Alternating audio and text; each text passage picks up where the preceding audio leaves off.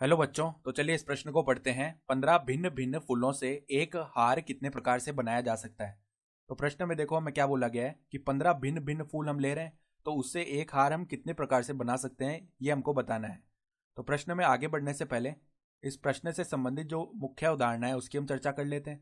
तो देखो मुख्य अवधारणा देखो क्या हो जाएगी। एन भिन्न भिन्न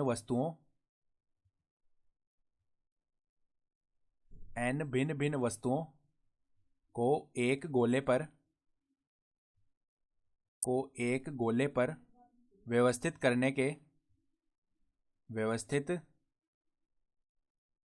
के तरीके। इसका सूत्र क्या होता है? ये होता है एन माइनस में एक फैक्टोरियल। ठीक है, जैसे कि अगर पंक्ति में व्यवस्थित करना होता था तो एन फैक्टोरियल आ जाता है। यहाँ पर हम माइनस एक किस लिए करते हैं? क्योंकि गोले में हमें पता नहीं है कि शुरू कहाँ से करना है, तो हमें किसी एक वस्तु को स्थिर मानना पड़ता है। ठीक है, तो जिस वस्तु को हम स्थिर मानते हैं उसका तरीका हम हटा लेते हैं और बाकी वस्तुओं के लिए गिन लेते हैं एन माइनस एक फैक्टोरियल। यानी जिसको स्थिर कर रहे हैं उसके लिए एक तरीका मान लिया जाता है। ठीक है, तो उसका एक तरीका हम घटा लेते हैं।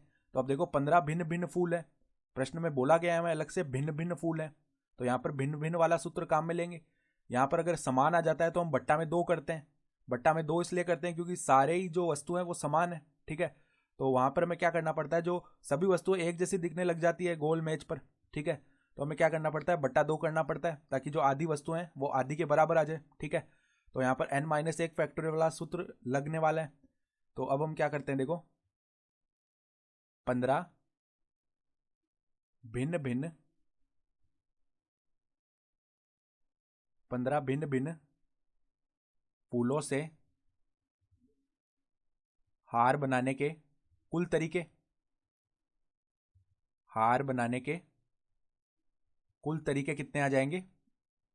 एन माइनस एक फैक्टोरियल यानी 15 माइनस एक का फैक्टोरियल यानी कि 14 फैक्टोरियल। और 14 फैक्टोरियल जो है वही हमारा क्या हो जाएगा, उत्तर भी हो जाएगा। तो आशा करता हूं कि आपको ये प्रश्न समझ में आया होगा। धन्यवाद।